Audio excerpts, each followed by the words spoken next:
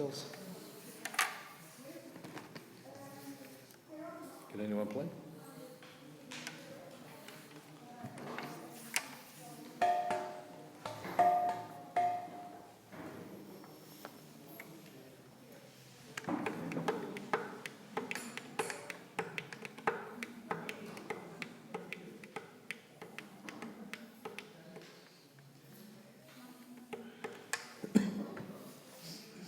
Jai Radha Madhava Kunja Bihari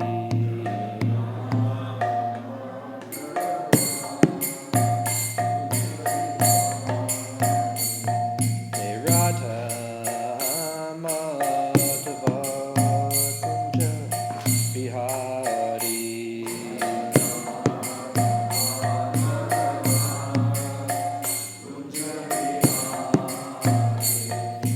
Gopi Janavalabha Girivaradari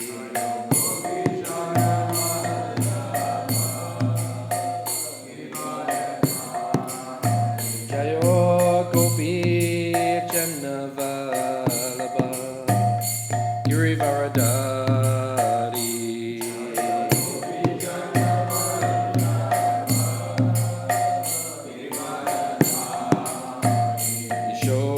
Yashodanandana Vrajajanaranjana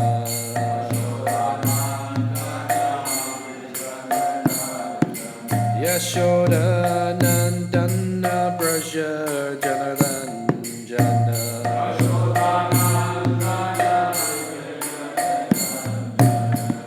Jamuna Tirtha Vanachari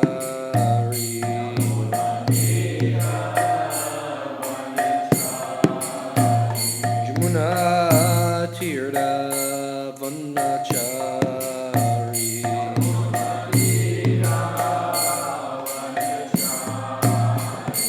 Jayo Radha Madhava Kunja Bihari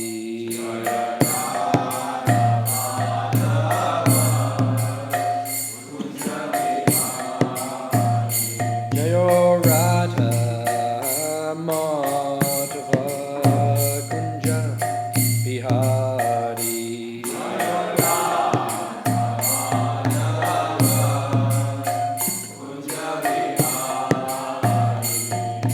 Gopi Janavalabha Girivaradari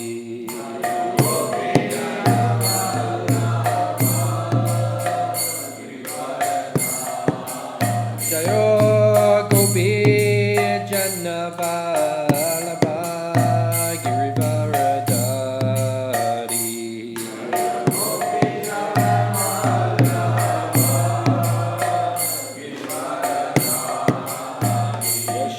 Yashodanandana Vrajajanaranjana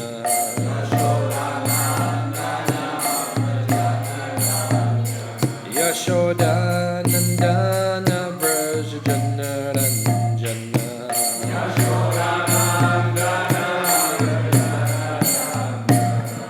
Jamuna Tirtha Vanachari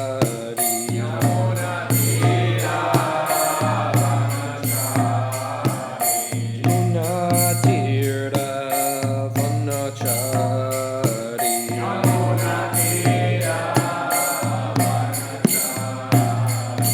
Jayo Radha Madhava Kunja Bihari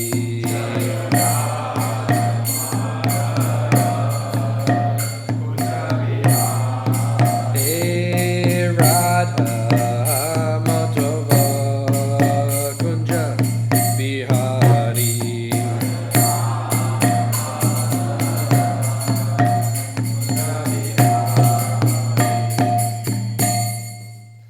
Jayom Vishnupad Paramahamsa Paragraj Acharya Ashtadhana Satyakishimad His Divine Grace A.C. Bhaktivedanta Swami Śrīmad Prabhupada ki, Ananta Koti Vaishnava Brinda ki, Grantara Śrīmad Bhāgavatam ki, Go Premanande, all glories the assembled devotees, all glories the assembled devotees, all glories the assembled devotees, all glories Sri Guru, Sri Gauranga.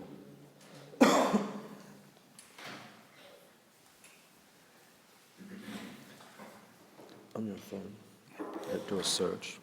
Look for 6 Vaishnava Parans. Might be by Jiva Goswami. See if you can find it. If you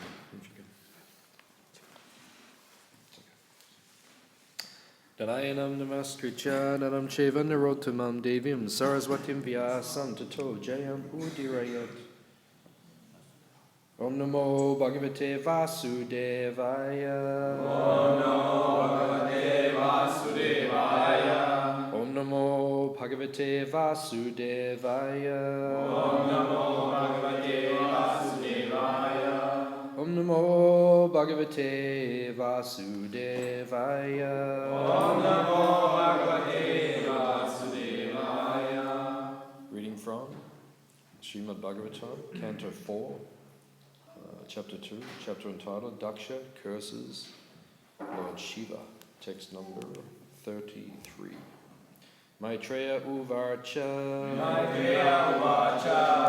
Tashevam Vadata Shapam Brigosa Bhagavan Bhava Nishchakrama Tata Kinchid Vimana Eva Sanuga Tashevam Vadata Shapam Rigosa Bhagavan Bhava Nishchakrama Tata Kinchid Vimana Eva Sanuga Tashevam Vadata Shapam Rigosa Bhagavan Bhava Nishchakrama Tata Kinchid Vimana Eva Sanuga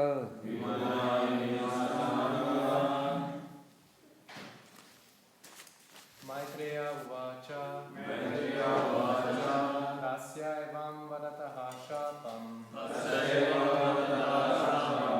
Vrigosa Bhagavan Bhava Nishchakrama Tata Kinchit Vimana Iva Sanugaha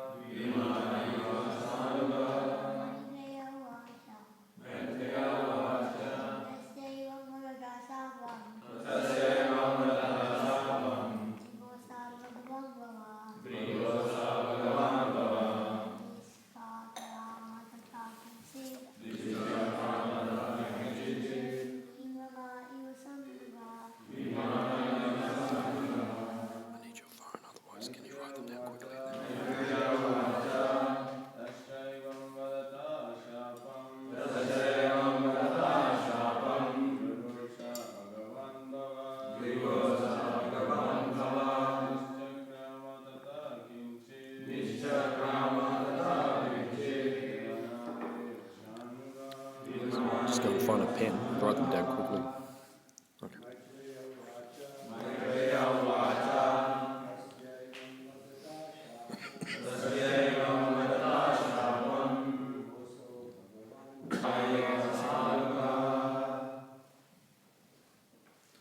Mataji's?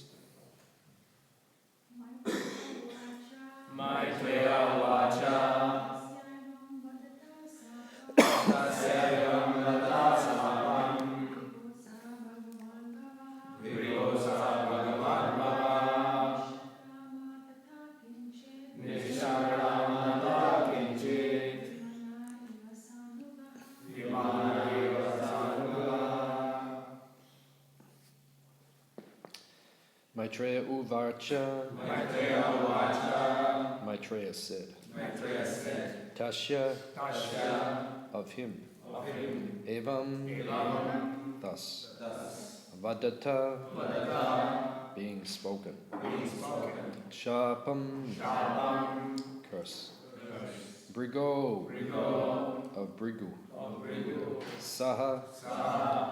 He. He. Bhagavan. Bhagavan. The possessor of all opulences. Possessor of all opulences. Pava. Bhava. Lord Shiva. Lord Shiva. Nishchakrama. Nishchakrama. Went.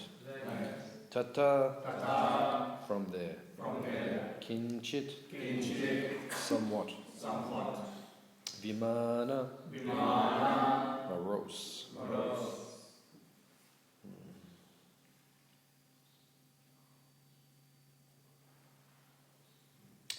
Iva. Iva. As. As.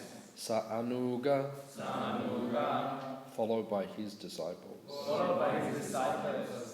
Translation and purport by His Divine Grace A.C. Bhaktivedanta Swami Srila Prabhupada. The sage Maitreya said, when such cursing and counter-cursing was going on between Lord Shiva's followers and the parties of Daksha and Brigu, Lord Shiva became very morose, not saying anything. He left the arena of the sacrifice, followed by his disciples. Translation responsibly. The sage Maitreya said, Sage Maitreya said, when such cursing and counter-cursing when such cursing and counter-cursing was going on between Lord Shiva's followers between Lord Shiva's followers and the parties of Daksha and Brigu, and the parties of Daksha and Brigu, Lord Shiva became very morose, Lord Shiva became very morose, not saying anything. not saying anything. He left the arena of the sacrifice, He left the arena of sacrifice, followed by his disciples. followed by his disciples. Purport. Here, Lord Shiva's excellent character is described. In spite of the cursing and counter-cursing between the parties of Daksha and Shiva, because he is the greatest Vaishnava, he was so sober that he did not say anything. A Vaishnava is always tolerant, and Lord Shiva is considered the topmost Vaishnava, so his character, as shown in this scene, is excellent. He became morose because he knew that these people, both his men and Dakshas, were unnecessarily cursing and counter-cursing one another, without any interest in spiritual life. From his point of view, he did not see anyone as lower or higher, because he is a Vaishnava. As stated in Bhagavad Gita 5.18, Pandit Sama Darshina. One who is perfectly learned does not see anyone lesser or greater, because he sees everyone from the spiritual platform. Thus, the only alternative left to Lord Shiva was to leave in order to stop his follower, Nandishwara, as well as Bhrigu Muni, from cursing and counter-cursing in that way. Amagyan Timadandasya Gyananjana Shalakaya Chakshurunalitam Jena Tasmai Shri Gurave Namaha Shri Chaitanya Manobhishtam Stapitam Yena Bhutale Swayam Rupa Kadamayam Tadati Swapatantikam Pancha Kalpatarubhyascha Kripa Sindhu Pyevacha Petitanam Pavanebhyo Vaishnavebhyo Namo Namaha Jaya Shri Krishna Chaitanya Prabhu Nityananda Shri Advaita Gadadha Shivasadi Gaura Bhaktivinoda Hare Krishna Krishna Krishna Hare Hare Hare Rama Rama Rama Hare Hare.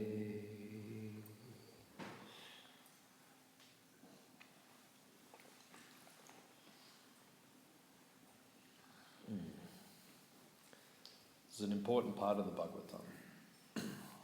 This part of the Bhagavatam is repeated again and again. As we go through the Bhagavatam again and again, we see that certain key elements or certain key lessons are brought about again and again. The nature of the people, especially in Kali Yuga, is that they're very dull. They don't remember things very well. It says that in the first canto of the Bhagavatam. It says short memory. Just like we say to you, go and do that. And then you'll come back the next day and you'll say, oh, what was that? Or even you'll come back 5 minutes later and you'll say, oh, what was that? The nature of Kali Yuga, people don't remember things very easily. Whereas previously, in the previous yugas, people were called Shrutidara. Shrutidara means you hear something once and you can remember it eternally, actually. Like it says Narada. Narada is Shrutidara. He just hears things. Just like people, they read the Bhagavatam and they can just remember it. You read it once and you remember it forever. That is not there so much at this point in time. In Kali Yuga, everything deteriorates, including the memory. That's why we have books. Now we have iPad. And we have iPhone. And we have all of these different things. Because if we don't have them, then what takes place? We can't remember. So we need all these things. These are like replacements for our memory at this point in time. So previously people remembered. These days people don't remember very well. One of the reasons why we don't remember things is because of illicit sex. Because when one engages in illicit sex, then the brain becomes deteriorated in potency by relinquishing or discharging the vital fluids of the body, the semen and the women's discharge. That ojas, or that potency within the body, which normally makes the brain fertile, it deteriorates, and then people's memory also deteriorates. So in this day and age, most people are engaged in illicit sex. So therefore the fertility of the brain is deteriorating. Moment by other reasons also. This is one of the important reasons. That's why one who practiced brahmacharya strictly, his brain becomes very fertile. And Prabhupada noticed this. There was, I think, around about 1972 or so, and Prabhupada took his disciples to India. And Prabhupada was travelling with about 40 disciples. And everyone got sick. Even these days you go to India, it's difficult, you can get sick easily, but especially back then, there was not a lot of facility. So people got sick. And all of Prabhupada's disciples got sick. Only one disciple didn't get sick, and that was Swami. Because he's a Swami is a Naishtika brahmachari. He never discharged his semen his whole life. And Prabhupada said, just see, Naishtika. Because Naishtika is potent, has strength. Body is strong, brain is like, Swami's brain is like, it's like a, how many gigabyte? You speak to Maharaj, it's just like, he's pulling things in. I think from other places in the universe, when you speak to him, it's like, just like, all comes in and shows that. So, this makes the memory very strong. But the memory becomes deteriorated in Kali Yuga. And then we become weakened when our brain becomes infertile. And then people, they cannot remember things very easily. So the Bhagavatam, like everything, you have to repeat things in order for things to go into our consciousness. That's why the Bhagavatam itself says, Nityam Bhagavata Sevaya. Nityam is symbolic. What does Nityam mean? Andreas, what does Nityam mean? Nityam means regularly. Actually means eternally. Eternally or regularly means all the time or every day. Nityam. So when the Bhagavatam says Nityam, the Bhagavata Sevaya, actually symbolically it means we should hear the Bhagavatam every day. Nityam means regularly or every day you need to hear Bhagavatam. Okay, so you can't go to a Bhagavatam class every day because of your lifestyle. Maybe you're grihasta. Some grihastas are sitting here with their babies on their lap. They're so determined to come to the Bhagavatam class. They're sitting there with the baby on the lap because we will be there at the Bhagavatam class. But for most, not most, but many, it is not possible to go. That's why now, Melbourne has some of the best technology when it comes to audio and visual. Like people can watch it live right now. People can actually watch it. Sometimes you give class and some devotee comes up to you later in the day and he says, "Oh, nice class," like that. And you say, "Oh, okay, you were there." He goes, "Yeah, I was watching it all." Or many people are listening right now, right? So this kind of nityam Bhagavad, it means if you can't be in the class, you must hear every day. Just like every day I get up in the morning. I've been doing it for many years. First thing I do, I learned from my Guru Maharaj. He used to do this. First thing I do, I get up in the morning and go to the bathroom, to scrape my tongue and brush my teeth and perform ablutions, cleanse oneself. First thing I do, I just turn on the, now it's like an MP3 thing. Back in those days it was a tape recorder, like a little box thing. But now, over the years it changes. One breaks down and then you have to update. Now it's all like a digital kind of, it's a little box thing. But first thing I do, I turn on the lecture in the morning. Right. And on average it takes me from when I get up until when I'm fully dressed, it takes me about 40 minutes. I'm slow, which is fortunate because it means I can listen, right, for 40 minutes. Right. And then Nityam Bhagavata Sevaya. So okay, where I live, I can't go to a Bhagavatam class live every day. That facility is not there. But every day, now you must hear. Days should not go by where you're not reading the Bhagavatam or you're not hearing the Bhagavatam, where you're not absorbing yourself in Krishna Katha. So Nityam Bhagavata Seva means regularly. You must always hear. The Bhagavatam says, or the Bhagavatam points out, the original conversation is between Shukadeva Goswami and Maharaj. When you hear about Krishna, right, that makes your chanting fertile. When you chant about Krishna, that makes your hearing about Krishna potent. Right? So we need both. Right? And when you work this out, you elevate in Krishna consciousness very rapidly, very quickly. We have to work out the basics. When I joined the temple, the first night I walked into the temple, I'd never met a devotee actually. Right? The only contact I'd had with Prabhupada's movement was a book. I'd never met a Hare Krishna.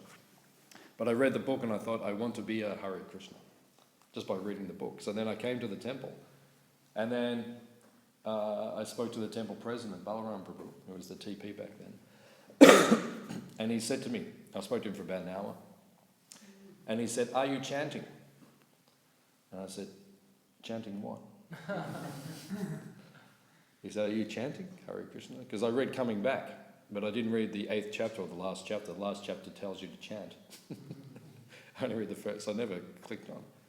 So he said, "Are you chanting?" I said, "No, what, chanting what?" He said, "Hare Krishna." And I said, "Okay." So he gave me beads, gave me the mantra, said chant. So I started chanting every day. I think, from that day on I started chanting. So I'd been living in that, and then I moved straight into the temple.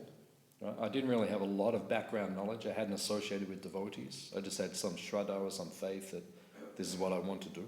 Right? I was attracted to Krishna's internal energy. So then I moved into the temple. And I remember I'd been in the temple for about 2 months.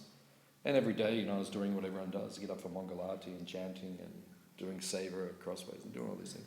And then one day I was walking past the fish pond and one devotee was going around the fish pond, chanting. And I looked at him and he was chanting very attentively, very deeply. And then in my consciousness somehow I clicked on, or I picked up. I thought, this is the process. This is what it's about. You have to chant very nicely. And then from that day I started chanting more attentively, more attentively, more attentively. So when we work out what the process is and what the dynamic is in Krishna consciousness, that is when we begin to elevate. And you can elevate very rapidly. This process is extremely powerful. Rupa Goswami says there are 5 principal angas of bhakti. What are the 5 principal angas?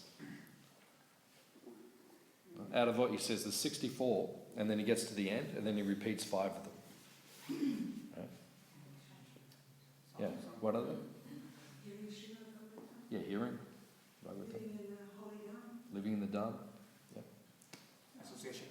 Associating with devotees. Chanting, very good.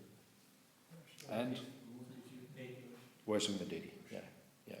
Bhagavat Shravan, Nam Kirtan, Sadhu Sangam, Srimurti, Shradaya Sevan, and Mathura Bhas. These are the 5. Rupa Goswami says the 5 of them are so potent, they can even, he says, even one of them, if practiced sincerely, can take you to the level of bhava, which is the 8th level of perfection, very quickly, rapidly. This process is so powerful.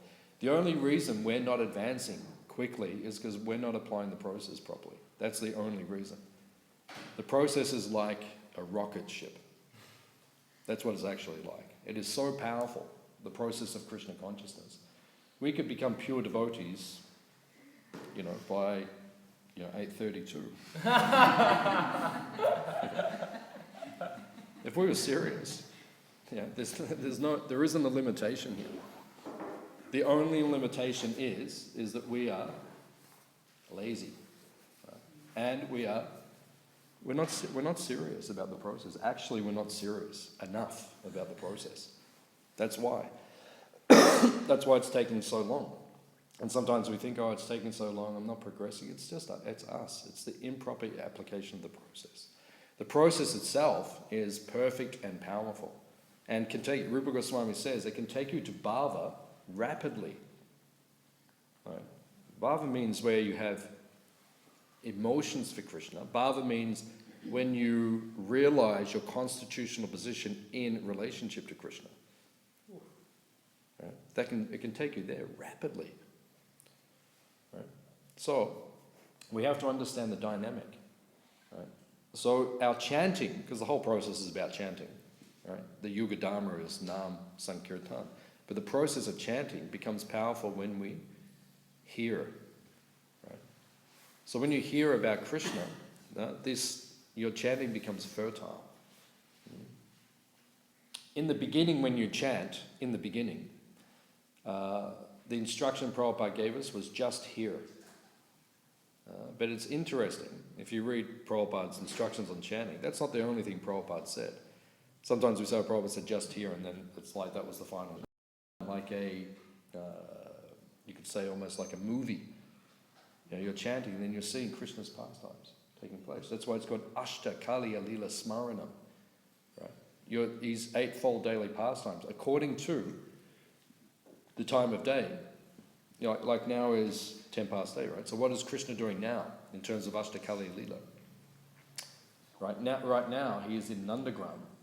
Right? According to his pastimes, he is in Nandagram in the spiritual world. And he is taking his breakfast, which has been cooked by Srimati Radharani, right? And is being served by Mother Yashoda, Mother Rohini, and Radharani is also assisting. So you could be chanting right now and you could be meditating, seeing the pastime or meditating on the pastime. Right? That's advanced chanting. Most of us are just trying to stay awake while chanting. Most of the chanting. Sometimes in the morning you're watching everyone chanting japa, and your daughter's like,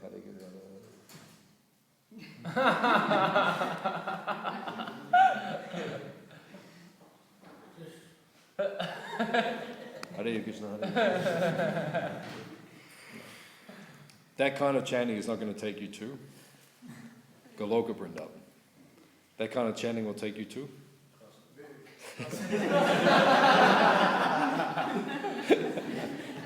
Crossways, okay. That could be true. Mohan Prabhu has a lot of realizations. That could be true. I don't know if it necessarily takes you to Crossways, but it could.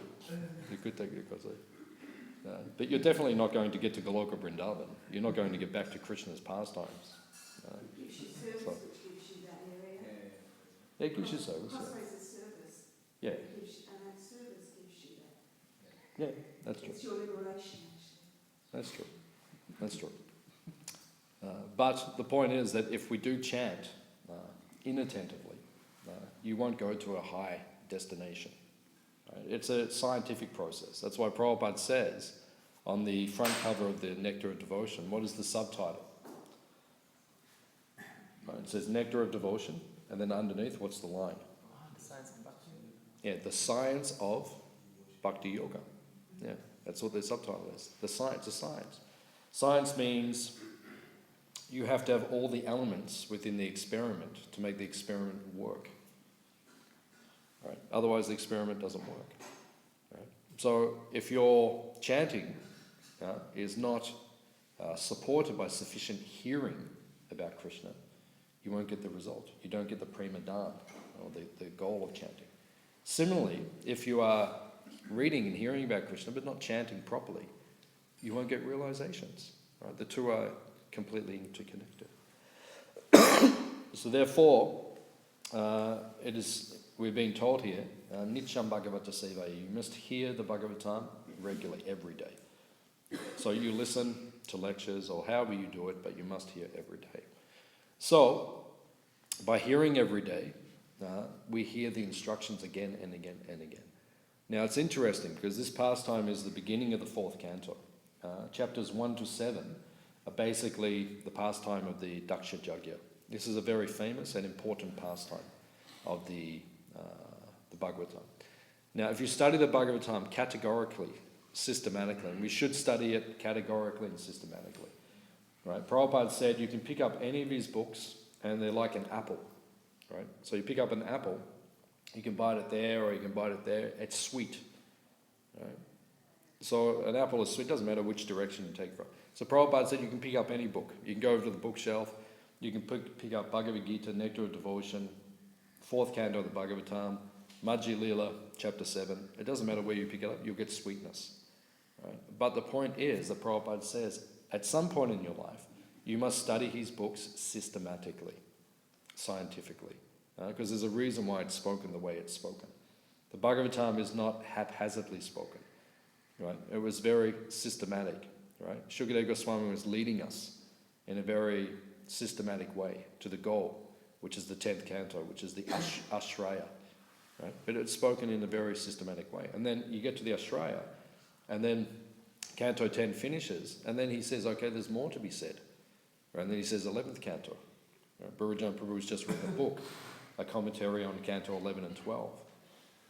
And I think he's called the book Glancing Back at his lotus feet, or something like that, Glancing Back. Because once you get past the 10th canto, right, there's a revision of everything which was spoken previously. That's Canto 11. And then Canto 12 is like... it gives, how do you call it? Revelations or predictions. That's how Shastra is finished. They give predictions of what will take place in the future. Canto 12 says, this is what will happen in Kali Yuga. You'll see this take place in the future. So, this pastime of Daksha Yajna, it's an important pastime. What's the main lesson to be learned in these 7 chapters of the Daksha Yajna? What's that? Yeah, very good, very good. Yeah, very good. That's good. Humility. But what's the main topic? Yeah, Vaishnava Aparad, right? It's Vaishnava Aparad. Now, why is it? This is said again and again and again as we go through the Bhagavatam. Because we are dull-minded. We forget things very easily in Kali Yuga. Therefore, the Bhagavatam has to say again, don't commit offences to devotees. And then later on, don't commit offences to devotees. And then again it says, don't commit offences to devotees. Right? It's all the way through it. Right? Because it is one of the principal subject matters of the Bhagavatam. It's one of the principal subject matters of spiritual life. If you commit offences, you're not going to progress. So you might be hearing a lot. You might be chanting a lot. Right? But it's like rowing the boat, right? And the anchor's out. Right? So you're like powering along, and Bhaktivedanta Saraswati Thakur said, he gave that analogy or that pastime of the wedding party. So all night, they were going for a wedding. So everyone jumped in the boat. So we'll row up the Ganges all night. and then next morning we'll be there where the wedding is. So everyone jumped in, the whole family, everyone went to sleep. Someone stayed up and rowed all night, but someone forgot to take the anchor out. So the sun came up in the morning and they're still sitting there. And they're like, oh, we didn't get to where we're going. So basically you could say that's Vaishnava Aparad. Right? You may be doing so much service, right? You might be hearing and chanting a lot, but if you're offending devotees, right, it's like having the anchor. You're not really progressing. Not really. In one sense you are. Nothing is lost, but on another level, you won't get prema done. Right? And Lord Chaitanya, in his pastimes, particularly in the Chaitanya Bhagavat, right, he mentions this, and it's in the Chaitanya Charitamrita as well. He calls this hatimata. Means he gives a whole analogy. He says this is hatimata. Hatimata means mad elephant offense. Right? There's different types of offenses, but a mad elephant offense, that's a big offense. Right? That can do much more damage than smaller offenses. Right? And he said that Vaishnava Aparad is hatimata, which means the elephant went mad. Right? He gives the analogy. He says that bhakti, your devotional service, is like a creeper. Bhakti lata, which means a creeper, like a vine which grows up. And then he says that the water is Shravanadi, which means hearing and chanting. That is the water. How do you make your bhakti grow? You water it with hearing and chanting about Krishna, and then your bhakti grows. And then he says you have to put a fence around a plant, around a creeper. So the fence is sadhu sangha. It is association with devotees. When you're with devotees, it keeps you protected. So you don't make mistakes. When you're doing something, devotees say, hey, that's incorrect. You're doing the wrong thing here. That's why you need to be around devotees. When you're by yourself, you can make mistakes. Devotees will always correct you. They'll keep you. Right? But then he says, even you've got a nice fence, right, and even your plant's going very nice, but if a mad elephant comes in, doesn't really mean anything. Right? Your fence is gone. You see, no, if an elephant comes in here now mad, right, you'll see things will get wrecked. All the nice garden, everything, the trees, the biggest trees here, they'll just pull them and smash them and everything will be wrecked. Right? And everyone will walk out after class and they go, what happened? Oh, the elephant went mad. Right? So that's the power of committing Vaishnava Aparad. It is so therefore the Bhagavatam says again and again and again, you have to be careful. Right? And this particular pastime, it's probably the most famous and important pastime on this topic in the Bhagavatam. Right? It's extremely, how would you say, instructive, extremely powerful. And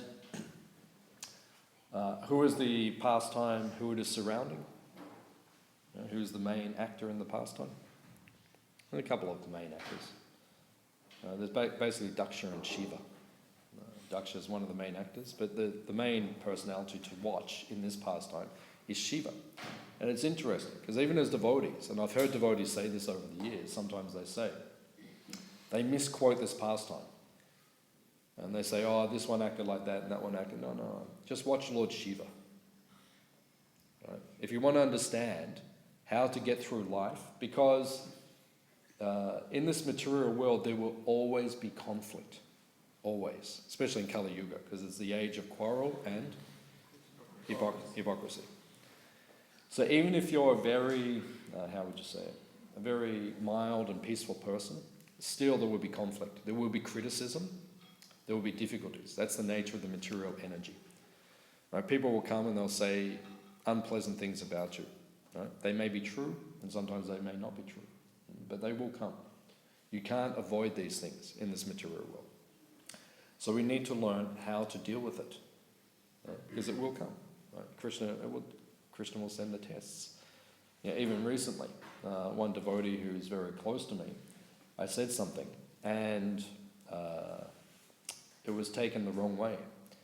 And it took me about a week to rectify the situation and to communicate to this devotee, you can probably guess which devotee I'm speaking about, right? To communicate to this devotee that I did not mean what I'd said, like that. But the devotee took offense. Right? And the offense was not intended, but it was there.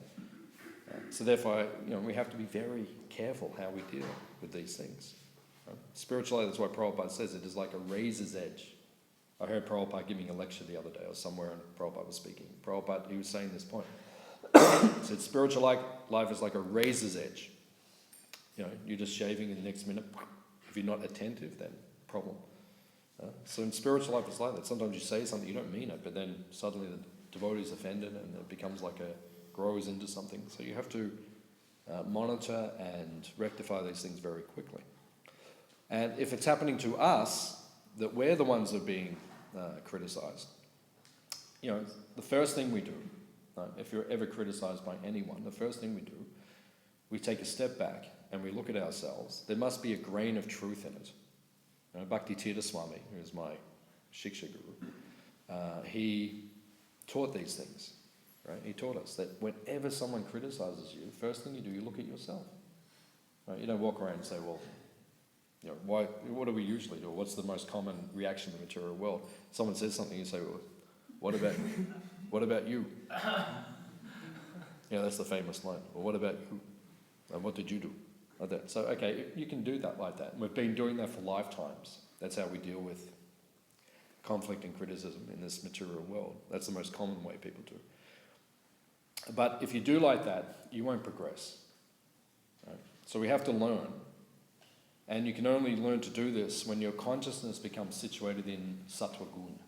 Sattva gun means you have to cultivate the mode of goodness. If we're too tamasic and too ignorant in our consciousness, and too rajasic, too passionate in our consciousness, it's not possible to do this.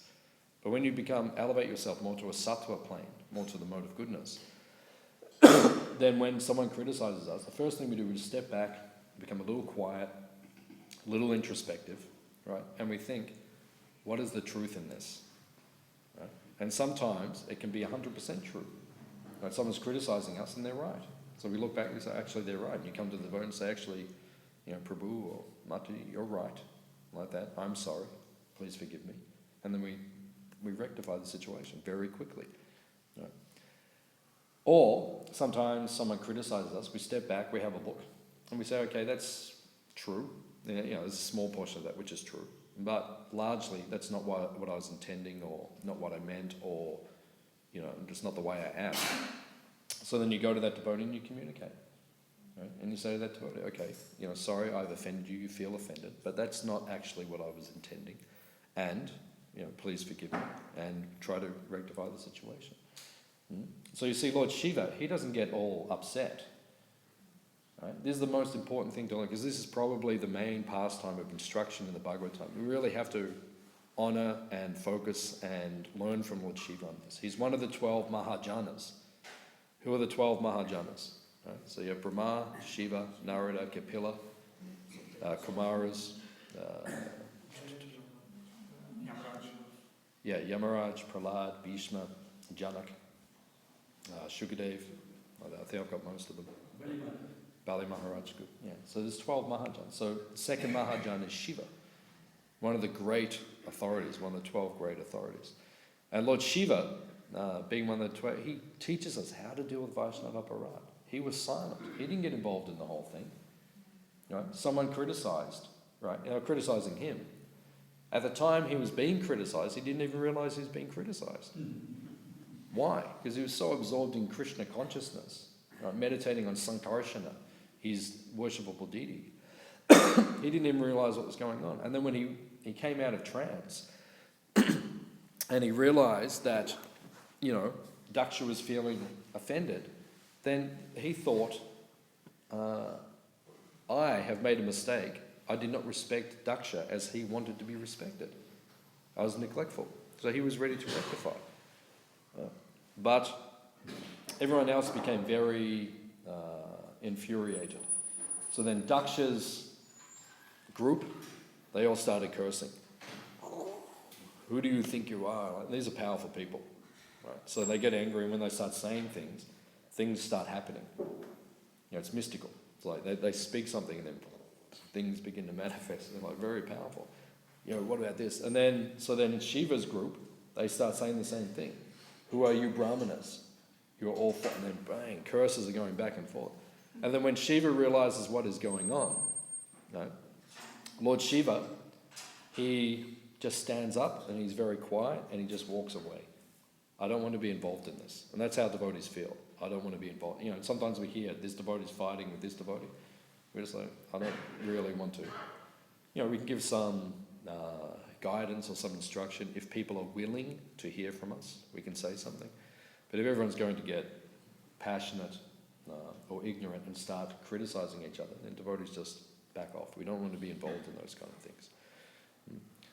So we have to be very careful. So the basic instruction, the main instruction in this pastime is you have to avoid Vaishnav aparad, offences. So in the Skanda Purana, the Skanda Purana is about Lord Shiva, actually, because he's also here in this pastime. It says there are 6 degrees or variations of Vaishnava aparad. Right? It goes from the most serious to the least serious. Okay, so we'll start with the most serious. Like that. So there are 6 ways that you can offend a devotee. Right? The first is to kill a devotee. Right? If you kill a devotee, the devotee will probably feel quite offended. And Krishna will definitely be upset. So we recommend everyone who's sitting here today, please do not kill devotees. Like that. I mean, if you're really upset, but go and, I don't know, smash the earth or something, or do something else. Go for a swim in the ocean in Yalma or something, or do something else, or do some karate or something. But, don't kill a devotee. Please don't. Especially Mauritians, they get really worked up here. Just, it says it, Lord, don't kill. I know sometimes I say things and you get upset, but don't. Okay. Number 2, don't blaspheme a devotee. Blaspheme means you criticize, but the criticism is not just. That's blasphemy. Right? If you're a senior devotee and you have to correct a junior devotee, that is not aparad. Right? That is seva. Right? So therefore, but how we do it, that has to be seen as well. Right? The way we say it. But that is not. But to blaspheme a devotee means the devotee, there is no fault, but you're giving some instruction, some criticism, and it is not just, that is aparad. Right? It means it's coming from envy. Right? It's where it's coming from. Because sometimes someone can say a senior devotee can say to you the most cutting or the most painful thing, but it's coming from a place of love, right? Of affection. Right? One time, Giriraj Maharaj, he said to Prabhupada, how should we feel? Sometimes you criticize us or chastise us, and it's very difficult. When Prabhupada, we get chastised by someone in this world, but getting chastised by Prabhupada is like a different level of, chastisement. Even Tamal Krishna Maharaj, he said that to me one time. He was chastising us and he said, what do you think it was like being chastised by Prabhupada? Mm-hmm. He said, you think I'm heavy? And he was heavy. I mean, he was very heavy. He said, what do you think it was like being chastised by Prabhupada? And it's another level. Prabhupada says something to you, it's powerful. And Giriraj Maharaj said, how should we feel? Prabhupada said, you should feel fortunate that someone loves you and has affection for you. They will take the time to point out your faults and defects, right, and help you. So that's how we should feel. Maybe it's not easy, we don't like it, the ego gets hurt, but that's how we should feel.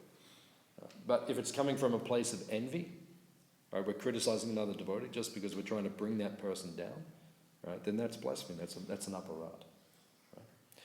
Number 3, to be envious of devotees. Even you don't say anything, even you don't do anything, but just feeling like that, that's an aparad. right? And that holds you back in your spiritual life. You can't progress. Right? If you always think, like, you have to analyze your own consciousness. Right? If you're always thinking negatively towards other devotees and being critical, and there's an internal dialogue going on in your mind, you can't chant properly.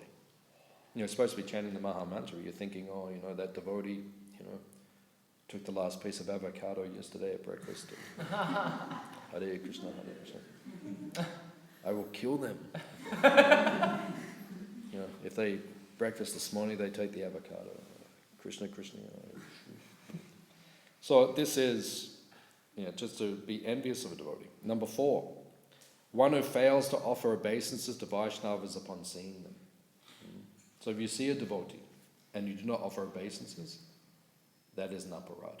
It means we all live together. We see each other all day, every day. Right? So I haven't seen you for 5 minutes, and then, I see you offering my obeisances. And, you didn't offer your obeisances to me.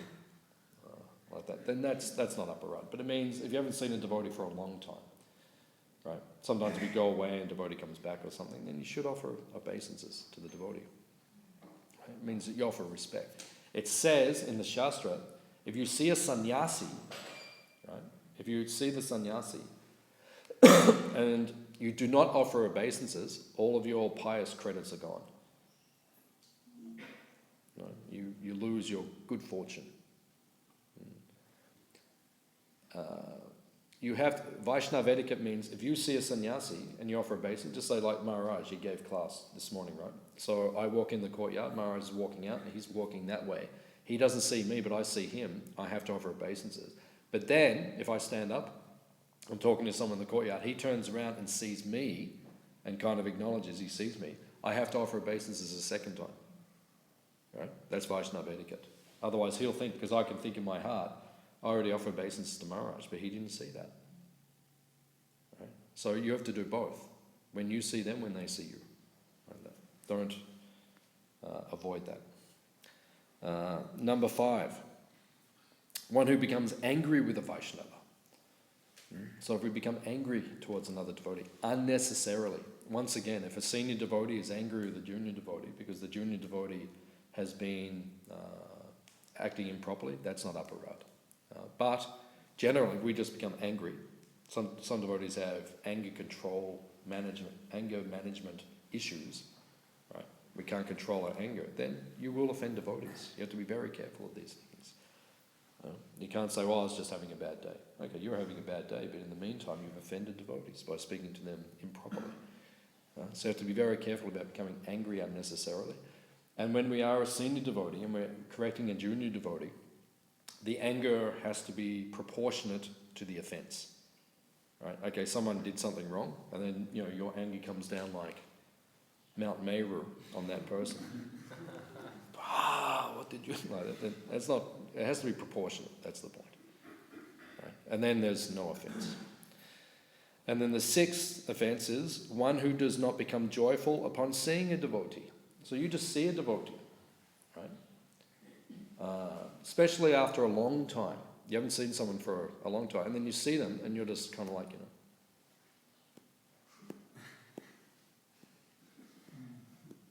Well, that doesn't make the devotee feel very good, right? And sometimes it happens. Sometimes I do it to other devotees, and sometimes other devotees do it to me. It doesn't make you feel very good. I haven't seen you for a long time, and then I'm just like, it doesn't make you feel very good. And then if the devotee carries a little bit of hurt in his heart, that's Vaishnava aparad. You've committed an offence, right? Rupa Goswami says in the Mathura Mando Mahatma, the Mathura Dham Mahatma. There's one Shastra he's written about Mathura Vrindavan. So he says at the very end, he says, be very careful about creating ill feelings in the hearts of the Vaishnavas. Be very careful. Right? Because if devotees have ill feelings towards you, it will hamper your spiritual advancement. You can be doing everything very nicely. You can be Mr. Paka or Mrs. Paka. You can be very, But if devotees are harboring ill feelings towards you, very difficult to advance in Krishna consciousness. And even Rupa Goswami, then he gives an example, his own example. He said, it happened to me. Rupa Goswami was chanting at Radha Kund, I think. So he was chanting Hare Krishna, and he was so deep in his chanting, because he is Rupa Manjari, he's a Nitya-Siddha devotee. So deep in the chanting, he was seeing Radha and Krishna, and some pastime was taking place, and he was smiling, and he was laughing. So then one devotee, while he was chanting, came to offer obeisances to him, and the devotee had a deformity, like a hunchback or something. He had some physical ailment. So he came, he offered obeisance to Rupa Goswami, and he got up, and Rupa Goswami, he went, like that. So then he thought he was like somehow ignoring him and laughing at him. And he thought, Rupa Goswami is not reciprocating with me. So he felt a little offended, and he went away. And then Rupa Goswami, his vision broke. His Leela Smaranam, his meditation of Radha Krishna, it broke. And then he thought, I can't. And then he tried to enter back into it, and he couldn't enter back into it. And then he realized something has gone wrong, because I can no longer see Radha and Krishna. So then he went to Sanatana Goswami. He said, I was chanting, but then suddenly this happened. And Sanatana said he thought about it. And then Sanatana said, maybe you've offended someone. Or maybe you did not receive someone. Someone came to see you. So Rupa Goswami went to every devotee around Radha. Every devotee went and offered obeisances. Prabhuji, please forgive me if I've done something. And everyone said, no, nothing is there. You are our guru. But then finally he came to this one devotee. And the devotee said, well, I came to offer obeisances to you this morning. And then you were laughing at me, and you were... So Rupa Goswami said, no. He said, I was chanting, I was meditating, something was taking place. He said, this was nothing to... He said, Prabhu, please, offer obeisances to the devotee. Right? Rectify the situation. Right? So even if we don't joyfully look at a devotee, you see a devotee, right? And you're not happy to see the devotee, right? It means, okay, sometimes we're in a situation where we're having a serious conversation, and then another devotee comes. And then they get, so we all have to be a little sensible and a little. But in general, it means that you have to be careful with these things. The basic point of this pastime is be very careful how you deal with devotees, and do not offend devotees. That's the basic point. If you offend devotees, your spiritual life will be hampered. It'll be very difficult. So we'll stop here and we'll see if there's any questions or comments on what we discussed. Yeah. Thanks for the lecture. With the points you mentioned from the Skanda Guru, that you said that go on a level, at the bottom is joy. Yeah.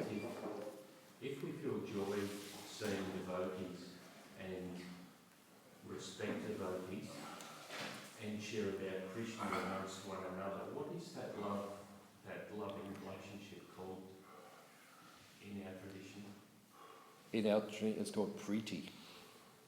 Priti means affection or love, like that. Priti. Like that. It says in the Upadeshamrita, in the Nectar of Instruction, right? It says priti lakshana. It's an ornament. Lakshana means like an ornament. So priti means the ornament of affection. How do we show affection to devotees? There's 6 ways. Right? You give a gift and you receive a gift. That's how we show our affection. Right? We give prasad and we receive prasad. And then we reveal the mind in confidence and we inquire confidentially. So they're the 6 ways. It's called priti lakshana. That's how we show affection to devotees. Rupa Goswami says. So, any other question? What can we do to improve our chanting? Say it again. What can we do to improve our chanting? I already asked last time. How what? I already asked last time, but I'm Asked still last time. struggling. What can we do to improve our chanting? Yeah. The first thing you can do is stay awake. If you stay awake, your chanting will be a lot better. I have experience. I've experienced this. When I'm awake, my chanting's a lot better. I won't go to sleep. So the main thing is to be attentive while chanting. That's the main thing. That's like, you can say, the foundation, like when you build a building, the foundation has to be solid. So if you want to go to advanced chanting, right, then the foundation is attentiveness. It means you're attentive while you're chanting. It means when you're chanting, that's what you're doing, you're chanting. Right? You're not, folding the washing. I'm talking about your japa, like your 16 rounds, your vow. When we're doing all other things, kirtaniya ha asada hari, we can chant all the time. But when you're doing your actual chanting, what we call our japa or our vow, right, 16 rounds or whatever it is, then that's all we're doing at that time. We're not driving the car, right? We're not reading the service roster outside the temple room. Right? Sometimes you see devotees sitting there chanting, they're reading the service roster. That's not chanting. That's called reading the service roster. Right? So what are you doing? Doing that or that? Right? Just like on Radhashtami, right? When I chant on Radhashtami, I get the teachings of Lord Chaitanya. And teachings of Lord Chaitanya, there are 25 qualities of Srimati Radharani. So I get the book, right? And then I read one quality and then I chant. And I try to meditate on that quality while I'm chanting. Right? Then I read the second quality and do that. So I was up at New Govardhan on Radhashtami, right? And then I sat down in the morning and I had the book and then I did. So I read and then I started chanting like that. And devotee sitting next to me, he said, "Are you reading or chanting?" And I thought that's a nice instruction. Are you doing one or are you doing the other? So I said, "Prabhu, I read one quality and then I chant and meditate on that." So he thought I was just like, reading and chanting. It's like you're reading the next purport. So that's not chanting. Right? That's not attentive. Right? So you do one or you do the other. Right? You don't do both. So that's the first thing. If you do that, if you get the basis, then you can go higher. Right? Then it says in Madhurya Kanambini, Vishwanath Chakravarti Thakur says, bhakti, everything we do is bhakti, it's devotion. Bhakti is like a dance teacher. Right? So you're learning how to dance. Right? And then you have a teacher. So your teacher says, do like this, you do like that. Your teacher says, do like that, you do. And that's how you learn. So bhakti is our dance teacher. So as we advance in Krishna consciousness from within the heart, Bhakti Devi will guide you or instruct you how to chant in a more elevated way. And by hearing from advanced devotees and associating with advanced devotees, you will learn how to hear and how to chant in a more advanced way. Right? Just like the last time I saw my Guru Maharaj, Tamal Krishna Maharaj, I stayed with him in Oxford, in England. Right? And I was very fortunate because he let me chant japa with him every morning. It was just me and him. And he had a temple room. His temple room was about from me to you. It was like just a little room like that, tiny little room. And he had life-size Prabhupada. And a big Tulsi book. The big Tulsi plant is about this big. So it was like Tulsi's there, Prabhupada's there, and he had pictures of the Acharyas, and he had his deities of Gaudnitai, which are now at Govardhan Hill. So big deities and Prabhupada, and just this little, like a Bhajan Kutia. And I was in there with him, So then I learned a lot about chanting from just being with my guru in that, how to chant. And he gave me instructions and he did different things. And before he would chant, he would have a picture of the Holy Dham. So he'd put and every day he'd have a different picture. And he'd put the picture there, and then while he was chanting, he was meditating on the picture. Right? And before he would chant, he would sit and read for about 5 or 10 minutes from Chaitanya Charitamrita or some of the books by some of the writings of Raghunath Das Goswami. So he would read and then he would chant, meditate. Like that. So he taught me things, how to deepen my chanting. So when you're ready, right, then advanced devotees will guide and instruct you. If you feel like you need more instruction, you go to advanced devotees and say, please instruct me, what do I do now? My Guru Maharaj said to me, actually, he said, you should read these literatures which describe the pastimes of Radha and Krishna. He gave me that instruction. So he said, you read these things, right? And then while you're chanting, these things will become amalgamated with the holy name. The holy name, right? Nama, Rupa, Guna, Lila, right? The name, the form, the qualities and the pastimes, they begin to merge as you become advanced in chanting. Right? So as you're becoming advanced, then from Nama comes Rupa, then you meditate on Krishna's form, right? The details of Krishna's form. And then when you become more advanced in chanting, you meditate on these qualities. And when you become more advanced, then the pastime or the lila begins to, right? So this is not beginning chanting, but this is where it leads to. So you have to cultivate these things. So according to your level, you have to take the next step, the next step, the next step, the next step. So you get guidance. You go to advanced devotees and you ask them, you know, I'm doing this. Like you say, I want to advance in my chanting. They'll say, what are you doing now? Right? You explain what you're doing, then they'll say, okay, now you do this, and go to the next step. Is that okay? But in the beginning, you must be attentive. If you're not attentive, then nothing's going to work. It's okay. You want to ask anything further? Yeah, how to be more attentive? Like I sit on one spot and I come for the Mangala. Say either the mind gets tired or then the mind goes everywhere. Yeah, so Krishna says, when dealing with the mind, in chapter 6 of the Bhagavad Gita, he says, abhyas and vairagya. Right? Vairagya means detachment. In other words, don't entertain the mind. The mind is going to give you the same nonsense every day. Like I've been a devotee for a number of years now. The mind just gives me the same stuff it was giving 20, 30 years ago. Same. Yeah, okay, there's that again. Thank you very much, Hare Krishna.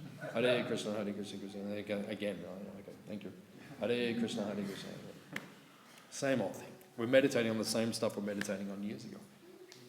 Right? So vairagya, and abhyas means practice. So you have to practice bringing them. And if you practice controlling the mind, eventually you become good at it.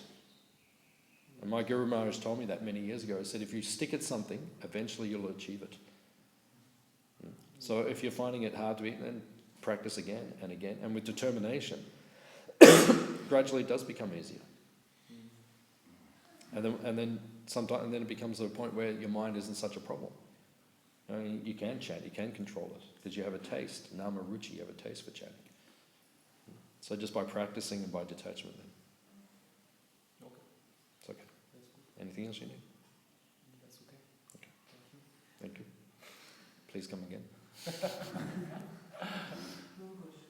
Though you spoke about how to meditate on pastime of Krishna and Radha, for a newfound devotee who has not read whole philosophy yet, right? But I'm just talking about my example. When I was hearing pastime of Radha and Krishna, it was helping me in I was feeling like good and I was doing that. But then I was told by some senior devotee, no, I shouldn't listen to pastimes because you have not read the whole philosophy yet. But then my individuality is different at the same time. Yeah. So the interesting thing is Prabhupada never said don't listen to the pastimes. And sometimes it's actually improper instruction, because I hear this. Devotees say to other devotees, don't hear the pastimes, hear philosophy, because you're not ready yet. Actually, that's not the way Prabhupada taught us. Prabhupada gave the Krishna book in 1970. Right, so you look at ISKCON. How old was ISKCON in 1970? 5 years old, right? Prabhupada gave the Krishna book. What's the Krishna book? It's Krishna's pastimes. So Prabhupada didn't give the Krishna book in 1970 and say, okay, don't read it. Right? You can read the Krishna book in 2018. Okay, I'll give it to you now, but just don't touch it. Right? No, Prabhupada said you should read it every day before you go to sleep, and then at night time you would dream about Krishna. So the point is, because we're new devotees, we're all new devotees, right? There should be a balance. It means you shouldn't just read about Krishna's pastimes. Right? You shouldn't just read about it. It means you should study the philosophy. You should be reading the Bhagavad Gita. When first time I met my Guru Maharaj, he gave me 5 books to read. First time I met him, he said, you read these 5 books, right? And he meant at once. not like, one and then the other like that. He said, read the first canto of the Bhagavatam, the Krishna book, the Prabhupada Leelamrita, the Bhagavad Gita, and the Nectar of Devotion. Right? And he said, read these books. Right? So, it's not that we should not read Krishna's pastimes, but you must be mainly reading the philosophy.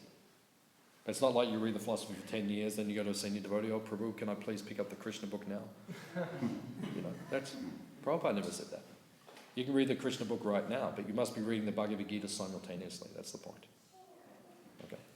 Then how do you keep your individual emotions which you have for Krishna? That obviously people, everybody is not on the same level, or they may be on a higher level or something. So where do you keep your individuality over there? Like that this is what kind of emotion I have for Krishna. But obviously you're following a basic principle, basic chanting. Emotion means?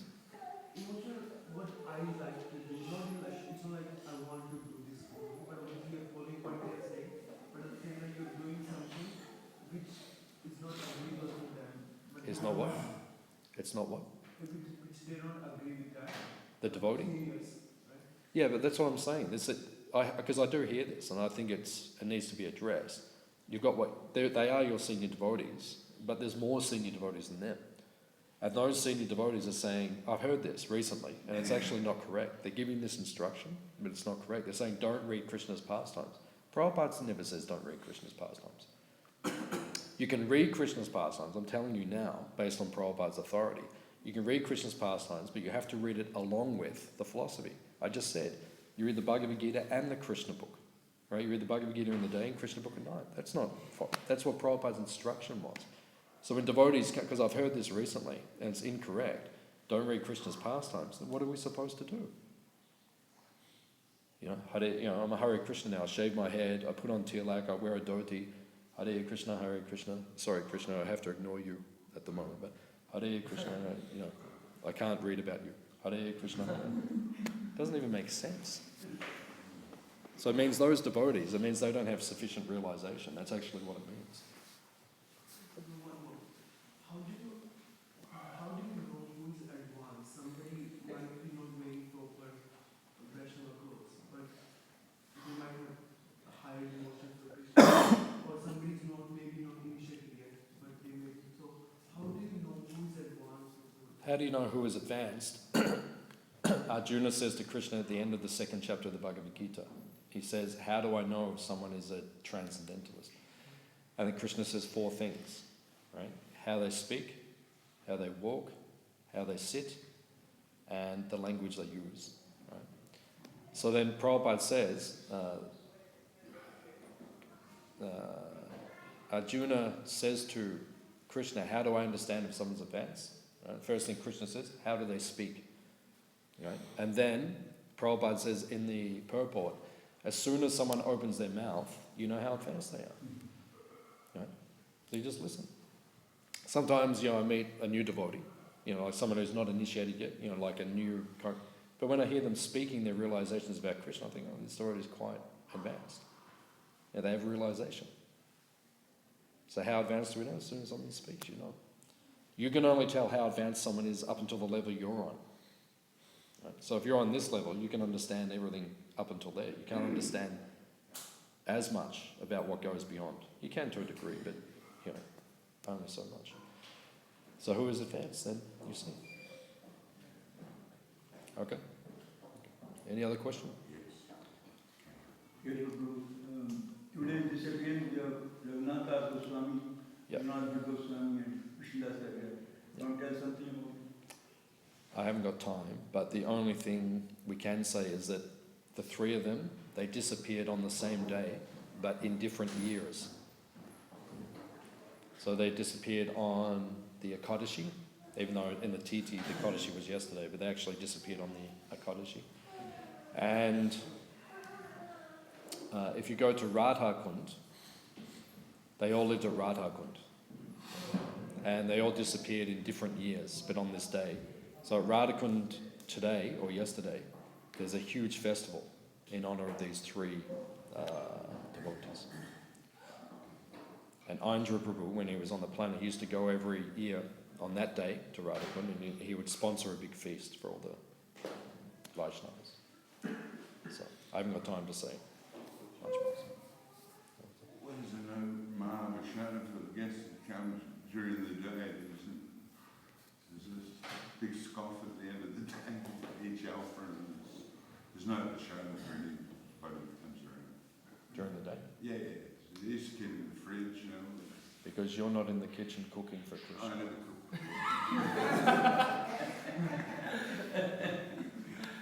Any other questions?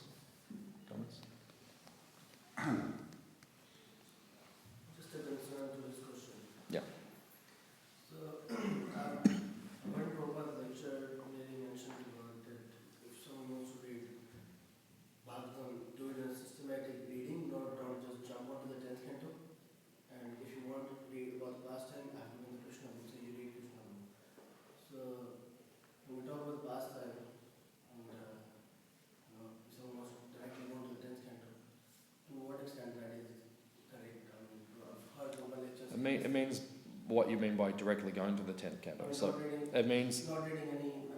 yeah, okay, if you're reading Prabhupada's books, right, and you start reading the 10th canto, that's not correct. You should go from the first canto, make your way to the 10th canto. That's the correct system. So that's it. I mean, the person who's not read the first 9 cantos, and Yeah. if he wants to read about Krishna's pastime, so he should go through Krishna book, not 10th canto. Is that right?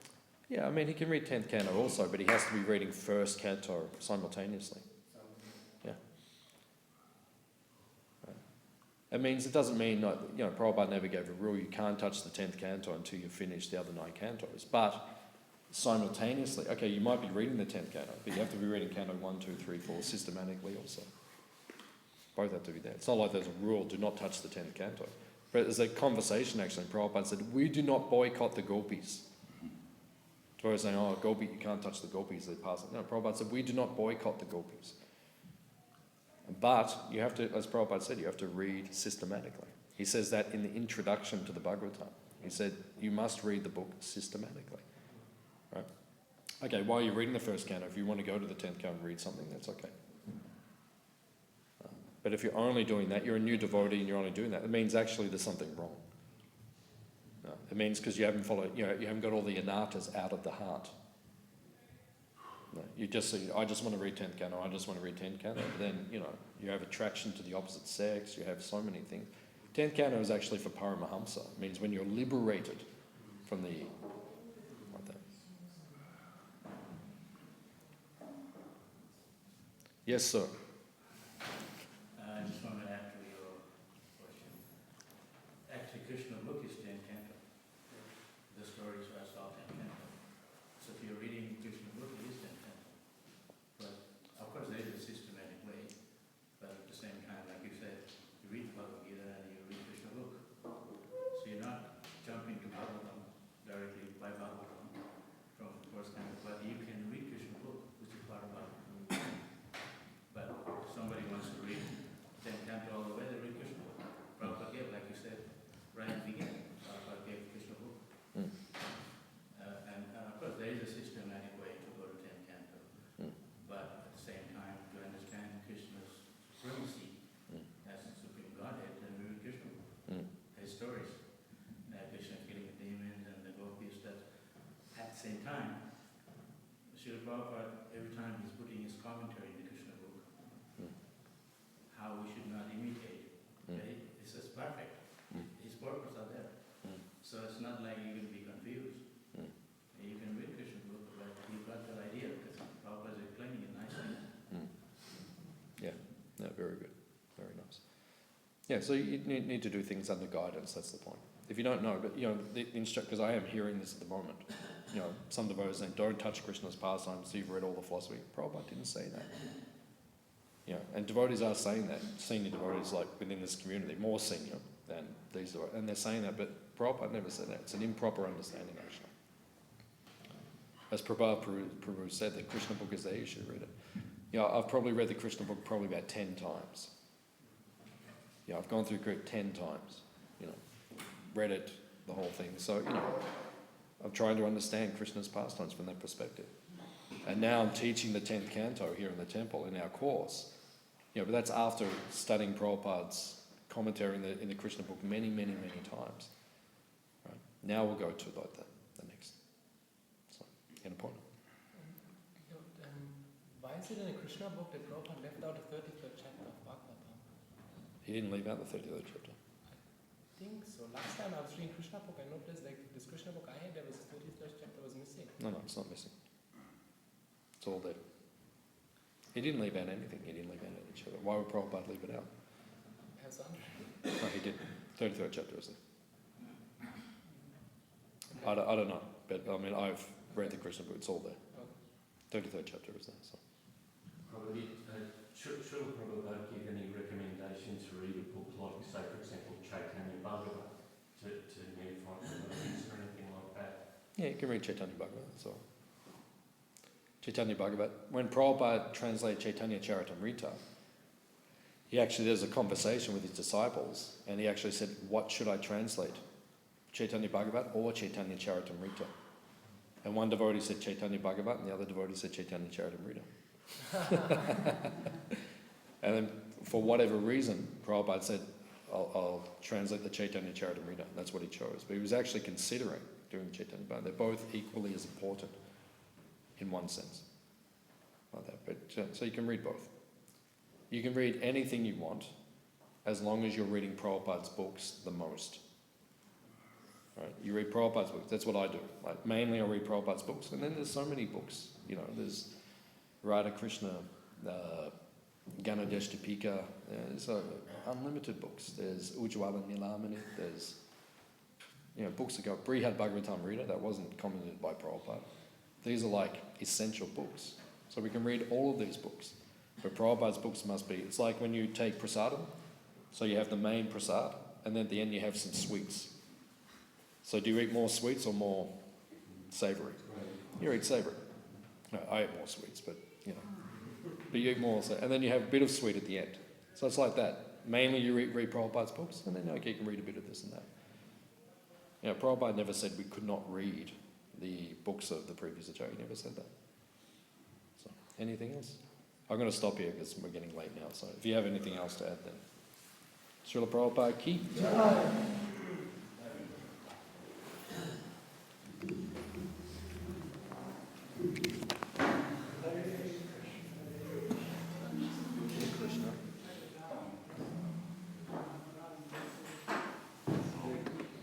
Please take it.